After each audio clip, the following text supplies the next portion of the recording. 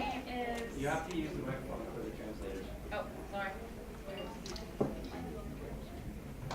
That would help. Thank you. All right. And how do I turn it on? That one's it's a radio on. That one's on. Okay, can you hear me now? No. No.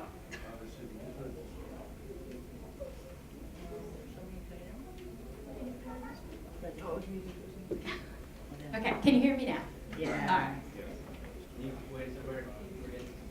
Okay, and if things go really, really badly in my presentation, I will just start right into some karaoke, so just feel free to sing along.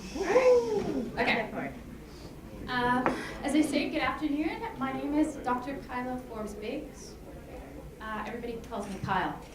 And just a 2-second background, I've been told I've got a very, very strict time limit, which I'm going to try and stick to as best as possible. I am presenting today on girl power, which is ultimately how we integrate girls into disaster risk reduction. Okay?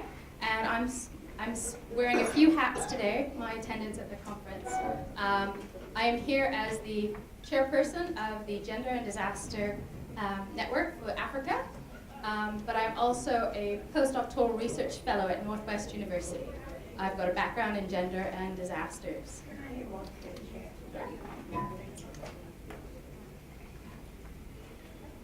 Anyone else need a chair? Okay. All right. I put these 2 quotes on just to give you context and why, part of the reason and part of the background of what I do, okay? It was the worst challenge where that we were not allowed to speak. The community would not recognize that we had something important to say because we were young and we were female. And the second quote is from a father who, during cyclone in Bangladesh, in the floodwaters, he ultimately had his 2 children, one in each arm, and he had to make a decision that nobody should have to make. And he had 1 son and 1 daughter, and ultimately, he decided to allow his daughter to go, because he could only hold on to 1 child. And his justification was because the son carries on the family line. These are just some of the issues, the thoughts, the concepts, the problems that we have, and why I'm doing the presentation today. I'm going to touch very briefly.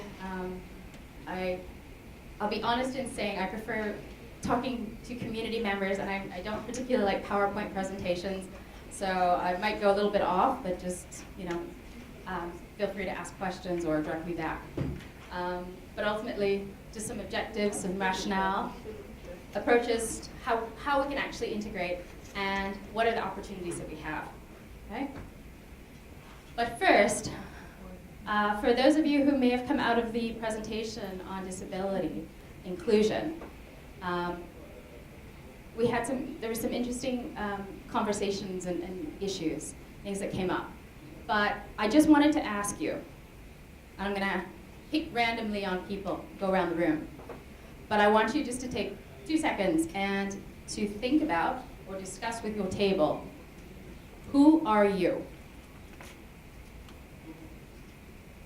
Okay? Who are you? And what makes you who you are? Okay? Can I start 1-word answers? I'm going to start at this table. Be 1 word to describe who are you? Okay? She said she's a woman. Okay? Sir, who are you? 1 word. You're feminist. I feel like a talk show host. I feel like Oprah Winfrey walking around. All right, who are you? A dreamer. A dreamer. Okay. You look like you were about to say something or sneeze. Either way. Okay. 1 word to describe. Who are you? She's a school. Your school. No, who are you? Who are you? I don't know who you are. I don't know anything about you. I'm sorry? You're a student. Okay. All right, a student. Back table. Who are you? Gentleman. And who are you, sir? I think my Christian identity is my deepest identity. Okay, you're a Christian. All right. Thank you. The reason why I ask is because so much of what we are, who we are, they go beyond what we physically are. Okay? It goes beyond our biology.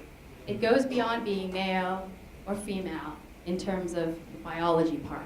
And it goes towards how we feel about ourselves, how other people see us, our religion, our aspirations, what we do. Okay? And many of these are influenced by the world around us, by the society that we grow up in. Okay? Our role in the broader sense of things. Okay? And when we talk about disasters and when we talk about risk, there are certain things. I assume, and I'm going to hopefully link this into what we're going to talk about today. But ultimately, I want you to keep in mind who you are and how significant that is. Okay?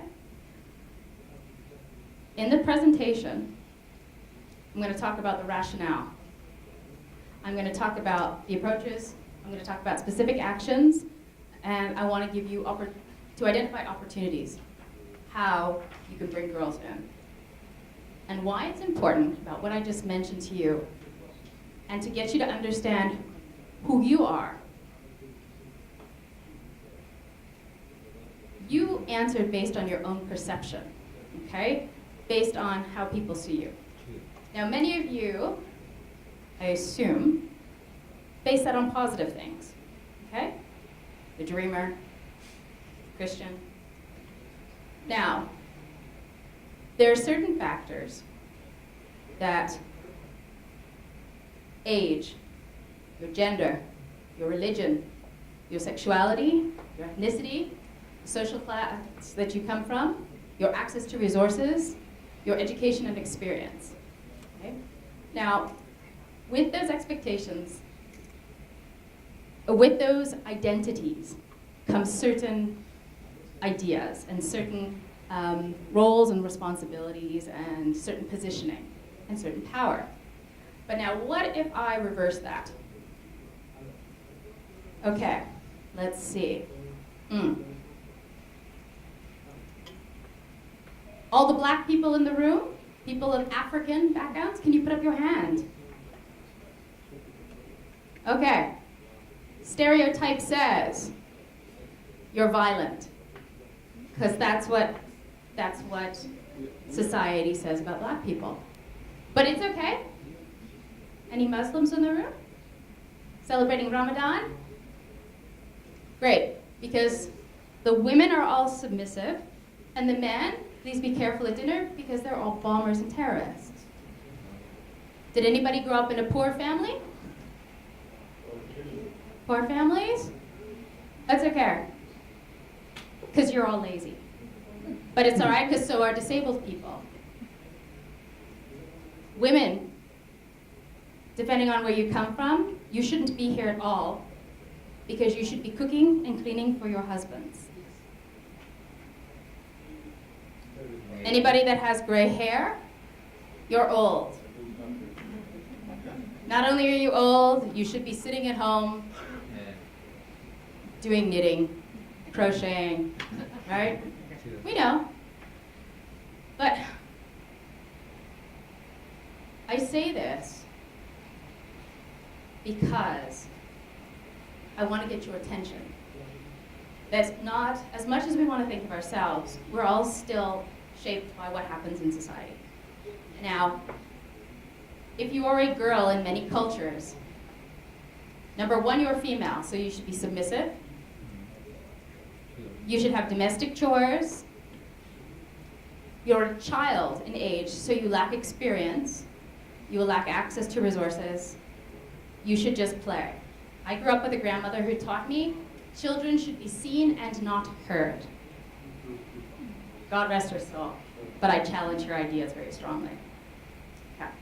So when we look at disaster risk, we look at the very simple, not necessarily, the more widely accepted but not 100% accepted perspective looks at risk as a function of hazard exposure and vulnerability, but potentially offset by capacity. And the reason why I put these particular concepts at the center point is because depending on what they are, they can be either negative or positive. All right? So in certain contexts, being male is an advantage because of the roles you play. In some cases, the roles that you play as a woman can have an advantage. Okay? So that being the rationale, and looking at how we come together and assign risk and the exposure that people have. Okay? So now, my argument is that because in many cultures, adolescent girls face certain limitations based on things that they cannot control, things that are elemental to their identity, that there's a need to prioritize this group because they are so often overlooked. Okay? And my justification is, firstly, from a broad scale, it is acknowledged that disasters are increasing. Okay? Climate-related hazards are increasing in frequency, and because of increased vulnerabilities of communities, in certain cases, the actual designation of a disaster, those are increasing because the impact is so much greater on vulnerable populations. Okay? Often disasters affect countries that are the least able to deal with them. And in many cases, those are the poorer countries, the less developed. Okay? We realize that the impact of disasters on girls, because studies have it that females in general tend to be more adversely affected in disasters on a whole, and that children are also more affected on average. Okay? So now put the two together. Right? And that's where the idea of intersectionality also comes into play. Right? And finally, according to Plan International and based on a number of studies, to add to the exposure, to add to the vulnerability, girls are often invisible, not only in disasters, but also in development and humanitarian responses. We don't see them, we don't hear them. Okay? So that's why we need to care. On the African continent, by I believe it's 2050, the population of children alone will have the largest population on the African continent of children, okay, compared to anywhere else in the world. So we have this growing group of people that we've just now said, they're children, they can't do anything, they don't have experience, they don't have access. They're going to grow up into adults that are being told that they don't have access and they can't do things, and they don't know and we don't care. As girls, the other reason why we need to pay attention to them is those girls, depending on where they are going to become mothers. And they're going to raise the next generation of children. So by protecting them, and based on also the potential for them to be in families and to have roles in terms of caregiving, by informing them and involving them now, it helps to increase or decrease their vulnerability in the future and increase the resilience of households. And again, the idea of intersectionality is when different variables come together. So not only do we have gender and gender roles, and we have age, if you add certain other elements, it just increases vulnerability, right? So when girls are migrants, when girls are younger, in terms of we look at a range of from childhood to adulthood, and we basically youth goes, in adolescence, we look at, say, up to age 19. So 0 to 19 is the kind of the range of childhood. And then adolescence being towards the end. But 10 to 14 years is particularly overlooked. Indigenous populations, particularly on the southern African continent, HIV positive status. From the previous session, girls that are disabled, and girls that become pregnant. Now, I think most of you should be familiar with this model. This is ultimately, this is the living with risk kind of perception of what disaster risk reduction kind of as a system. And if you follow all the arrows and turn left, you'll probably end up at a shopping mall or a Chinese restaurant somewhere. But ultimately, what this is looking at the focus of disaster risk reduction. Now I'm blinded by the overhead. And how it functions and the different elements that play it. So we look at awareness raising, we look at knowledge development, political commitment, application of risk reduction measures, risk identification, recovery, early warning, preparedness, and then as we kind of come out of risk reduction, now we're looking at emergency management preparedness from that side. But we look at it within the framework of the environment, economics, politics, social. So it's within that framework, right? And that being said, in order to integrate, apparently it's raining outside. In order to integrate girls into disaster risk reduction, we need to find a way to bring girls into all of these elements, which sounds very good in theory, but in practice it's often say overlooked or ignored. Okay?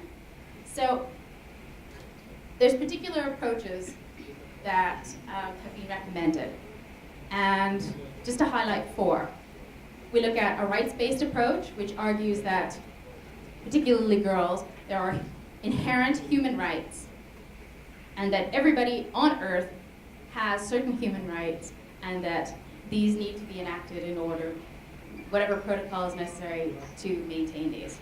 The second one looks at a gender and development approach, and that looks broader in terms of socioeconomic processes, politics and policies within the context of development to find ways to integrate gender issues into that, okay? The participatory approach, that's my baby. That is the way that I think is so important. And it actually involves getting girls involved, all right?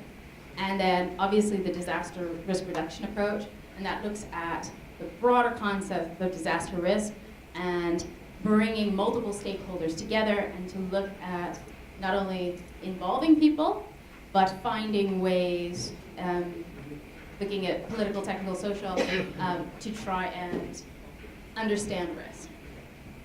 So how do we actually do this? Okay. What we've pinpointed is pretty much 5 major activities, and they've been based on looking at ideas of gender mainstreaming and involving children, and how we can do this in actuality. 5 steps involve consulting, training, mobilizing, targeting services, providing funding for protection, and gathering disaggregated data. That's what we're going to do. Okay? That's how we're going to get girls involved. Okay? And, all right, there's my girl jumping in.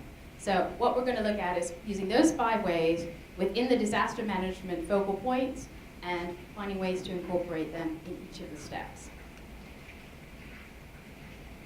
Consulting is the first step. And this is the one thing that people seem to have such an issue with. There is such a battle. Because consulting, there's consulting and then there's consulting. Okay? And there's who we consult and where we consult and the context. Well, first of all, if I want to know how you are, do I ask the person sitting next to you? It's probably better to firstly ask you. If I'm not so certain, I may ask the person next to you to give me supporting information. Well, how is this lady over here?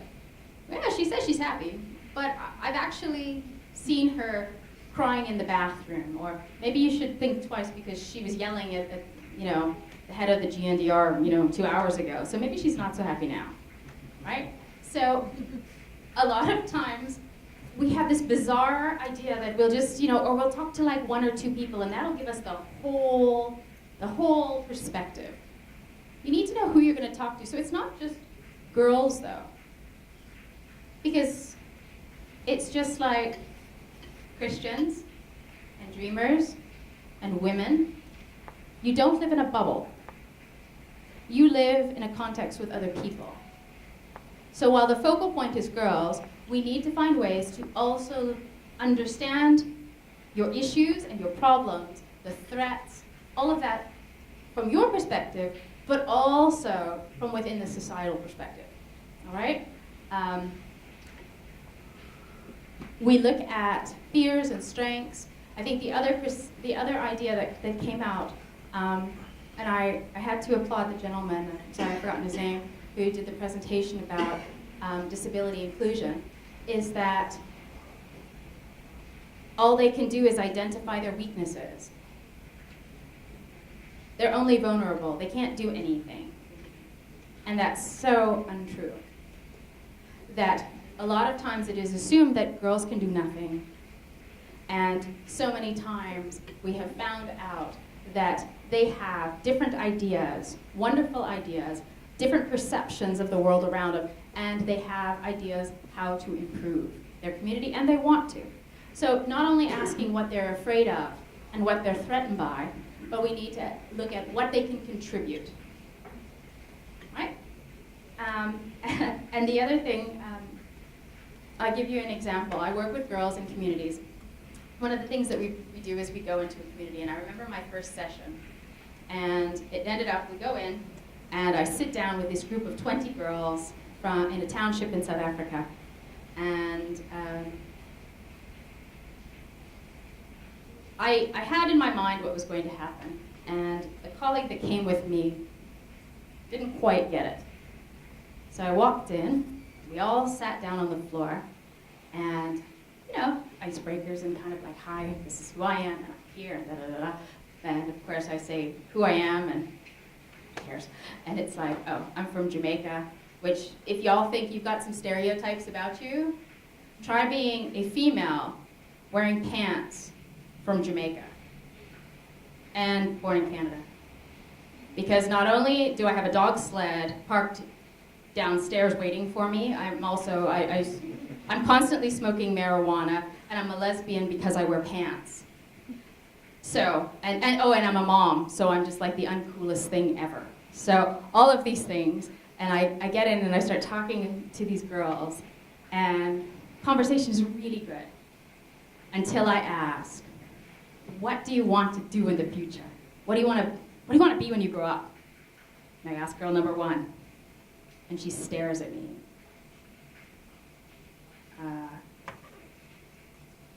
Teacher. Good, okay, do you like teaching? Yeah. Girl number 2, what would you like to be? What do you see yourself doing in the future?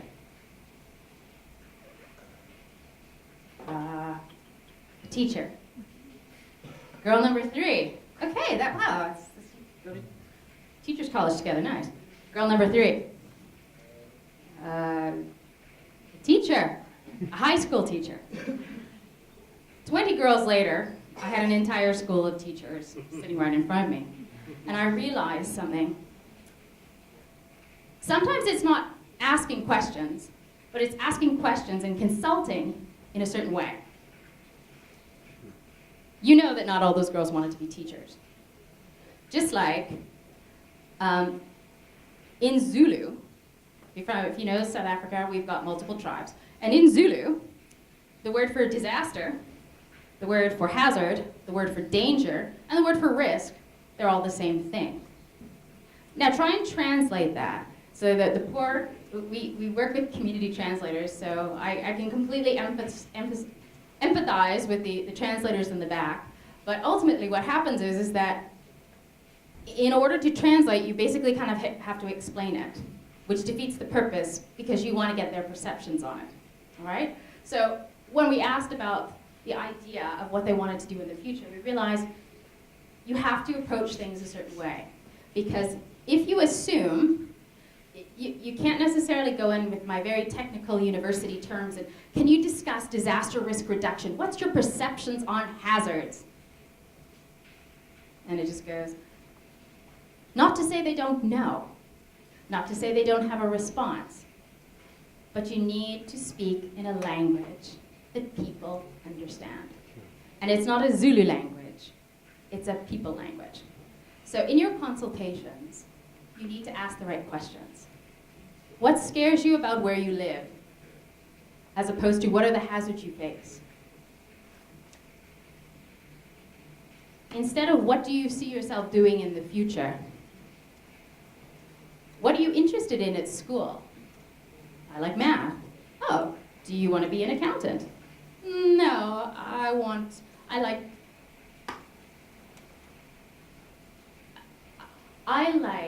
actuarial science, was one of the responses I got after the teacher's question, after everyone told me they liked teaching. So using common language is a way that we can help consult and get inputs, okay? And we're going to use that information to, number one, understand their vulnerabilities. We can use it in our capacity and vulnerability assessments. We can actually use that in our hazards analysis and our monitoring, and in our risk identification, because they're going to be able to tell you what they're afraid of. And our experience has been, with girls, the responses are not what we expected. In extremely flood-prone communities, what would you think? What are the things that threaten you? We're in Lusaka, in Kanyama. What are the things that threaten you? It floods out all the time. Cholera is constant. They get infections. Yeah, but getting back to threats. And disaster managers look at them like, we don't really care about that, but tell us about your disaster issue. When we talk to people in communities, they don't necessarily speak disaster. They speak life. When it floods, those girls walk waist deep in dirty water, and they end up getting basically infections, skin disorders, and all sorts of things because of the dirty water. All right? So understanding the broader picture is critical in your consultations. Okay. Now, when you've got that knowledge, we've got that understanding of the context, then we need to look at training and mobilizing. Because information is great, but now if we don't do something with it. And it's not just training girls, it's also training the people that are involved. Okay? It is looking at policymakers. It's giving that information that the girls have given you, and then looking at how we can inform policymakers, the practitioners, the community members. It's not just decision makers. We need to look at within the community, how do we get them to change and to understand the conditions that these girls are in. Okay? We look at supporting facilitation. So within mobilizing, it's also creating the platform. It's creating the scenario that allows decisions to be taken, changes to be made. Okay? And we look at, for example, it's great, we have an early warning system. But if that information still isn't accessible to girls, it doesn't necessarily help. Okay? And also, committing to gender and age analysis, and to have girl mainstreaming. And we do that through their cooperation and collaboration. So it is not just saying, okay, well, we got your information, just stand back there. It's actually keeping them involved, okay? We're looking at reviewing and looking at national policies, and again, creating situations that allow girls to participate. Within targeted services, we need to create support services. And this is one of the things that we thought was the most difficult, but it is within within a disaster context, allowing for certain scenarios to be fulfilled. We need water, sanitation, and hygiene. We need healthcare and access to education. All right. We need to look at ensuring equal access. A lot of times, again, information is there, but it's not available in a way that they can get to it. We look at funding for protection. This is particularly in the aftermath of disasters. Gender-based violence increases. And the assumption is, well, it will happen to women. It's not going to happen to girls. But in a lot of the African countries in particular, girls are also the victims. They're the victims within families, and they're victims within, we had a huge incidence of boys that beat up girls because they reject their advances. And in contexts of extreme strain, like in a crisis and a disaster, people tend to get a little bit more aggressive. And we need to have situations where we protect girls from gender-based violence and trafficking and exploitation. And finally, looking at gathering disaggregated data. Why that is important is that ultimately provides the evidence that you need. That is, when situations occur, that you document it. That you document it and that we formalize processes. That we actually look towards counting. Anybody here that deals with funding knows that people like numbers. People like evidence. We want to do projects based on evidence, and then we want to take that evidence and we want to make it so that people understand it on the ground. So with that, we need to collect that evidence so that we can, one, develop gender-sensitive and age-sensitive indicators, and we need both gender and age. So that will help us pinpoint the services we provide. Because girls that are puberty reaching age have different needs than younger girls. So we need to make sure that those services are available. And it also goes towards supporting further research. And one of the things that we looked at is some of the actual implementation is looking at community disaster risk mapping. And this is kind of drawn off an example that we had done in a community, just to kind of, for illustrative purposes.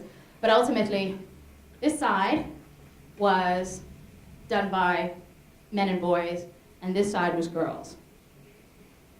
And again, it's my little graphic thing, but it looks at, it's obviously the same baseline map, but different images, okay? And we were just asking them to kind of plot out. And what they did was they plotted out certain things in their community.